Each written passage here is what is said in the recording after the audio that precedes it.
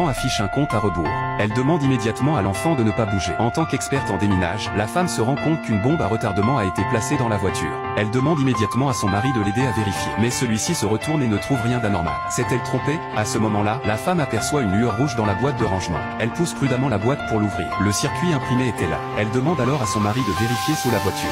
Lorsqu'il a eu terminé, il a apporté à sa femme la vidéo qu'il avait enregistrée. Celle-ci a compris qu'ils étaient dans le pétrin. Elle a immédiatement appelé un collègue pour qu'il vienne l'aider. Jacques est arrivé peu après. Il a vérifié le dessous de la voiture à l'aide d'un équipement spécialisé. Il a trouvé un appareil à pression. La femme a compris que toute augmentation ou diminution du poids de la voiture peut déclencher une explosion. Il faut donc désamorcer la bombe.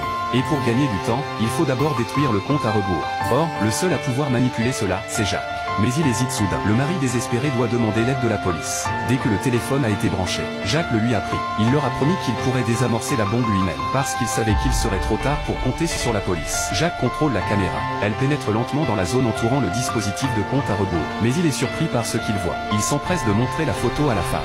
Il s'est avéré que le compte à rebours était un produit de leur entreprise. La femme et son mari travaillaient tous deux pour cette entreprise. Ils travaillent dans le domaine de la détonation d'explosifs. La femme a demandé à son mari de contacter le patron pour savoir ce qui se passait. Mais lorsqu'elle a composé le numéro, le téléphone sonne dans le coffre. Le fils ouvre lentement la cloison et une main en sort. Il semble que le patron soit inconscient et la femme est prise pour cible. Cela doit avoir un rapport avec leurs affaires. Mais le plus important pour l'instant, c'est d'arrêter la bombe. C'est alors qu'une autre collègue, Annie, arrive. Elle a utilisé les rayons X. Elle a réussi à faire une radiographie de l'intérieur du compte à rebours. Il y a 4 fils à l'intérieur, rouge, jaune, bleu et vert. Les femmes ont décidé que couper le fil jaune arrêterait le compte à rebours. Jacques pense que le fil bleu est la clé. L'horloge passe à 2 minutes. Ils doivent se décider maintenant. Annie est d'accord avec Jacques. Ils se mettent donc immédiatement en route. Jacques prend le contrôle du robot d'explosion. Il passe lentement son bras sous la voiture. Il dévisse le boîtier et le retire lentement. Puis, à l'aide de ciseaux, il coupe le fil jaune. Il s'avère que le fil jaune est un fil de camouflage. La femme est également sûre de son jugement. Elle dit à Jacques de couper immédiatement le fil bleu. Jacques passe immédiatement sous la voiture. Mais en tant que démineur expérimenté, il a les mains qui tremblent.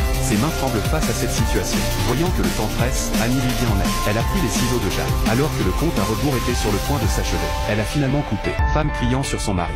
Dites-lui de s'écarter du chemin, car le compte à rebours de la bombe dans la voiture est inférieur à 20 secondes. En même temps, elle ordonne à son collègue de couper le fil bleu. Le compte à rebours s'arrête finalement dans les 4 dernières secondes. Je vous l'avais dit. C'était ouvert.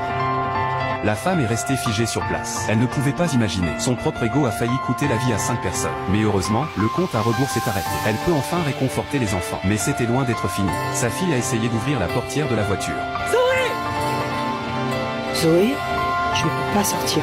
Bien que le compte à rebours ait été arrêté, mais le dispositif de pression et le système de capteurs de porte et de fenêtre sont toujours en place. Ouvrir ou fermer la porte ou sortir de la voiture aurait provoqué l'explosion de la bombe. Heureusement, la femme détective arrive et chacun fait son travail. Jacques et Annie continuent de désamorcer la bombe, tandis que la détective enquête sur la personne qui a posé la bombe. Mais à ce moment-là, la voiture tremble. La femme dit aux enfants de ne pas bouger, mais la fille dit que ce n'est pas eux, c'est le coffre. Le fils ouvre à nouveau le coffre. La femme se rend compte que le patron est réveillé. Il voulait demander ce qui se passait. La femme lui dit de ne pas bouger, parce qu'il y avait 2000 antichars sous la voiture. S'il ne fait pas attention, elles vont exploser. À ce moment-là, l'inspecteur est arrivé et a demandé au patron ce dont il se souvenait. Mais le patron n'a pas donné d'indice utile. Mais dès que l'inspecteur est parti, la femme a demandé au patron de dire la vérité. Il n'a pas eu d'autre choix que de dire la vérité. Il s'avère que la dernière fois qu'ils ont été mandatés par un particulier, c'était pour déminer un champ de mines dans le sud. Une grande quantité d'uranium a été trouvée sous le champ de mines. Il semble que le client voulait les tuer. C'est alors que Jacques est arrivé dans la voiture. Il a dit à la femme que pour désactiver les capteurs des portes et des fenêtres, elle devait court-circuiter le relais et le transformateur. Mais ce dernier se trouve dans une boîte de rangement à l'intérieur de la voiture. C'est à la femme de le faire. Mais il n'y a pas d'outil dans la voiture. Que pouvait-elle faire? Heureusement, sa fille avait des ciseaux avec elle.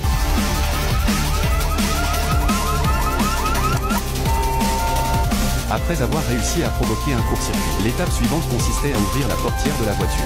Mais la porte était solidement verrouillée. 3, 2,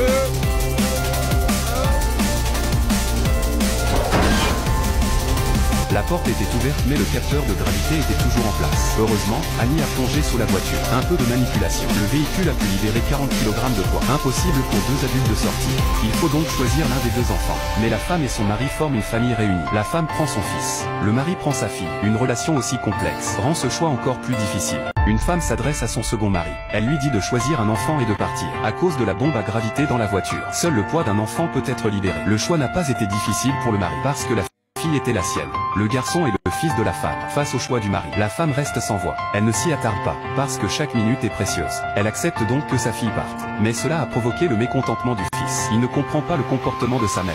Comment pouvait-elle ne pas penser à sa propre survie? La femme a simplement dit qu'elle était prête à rester avec son fils jusqu'à la fin. Et la fille était prête à renoncer à sa chance. La porte de la voiture s'ouvre enfin. Mais le fils n'a pas choisi de partir. Il est resté avec sa mère. C'est ainsi que la fille a pu être sauvée. Si ça marche, autant recommencer. Jacques se prépare à aller sous la voiture pour continuer à suspendre le poids. Annie est prête à aller dans le coffre et placer les poids dans le coffre en même temps pour que les 3 personnes dans la voiture puissent partir en toute sécurité. Sur ordre d'Annie, le garçon et le patron sont prêts à s'enfuir.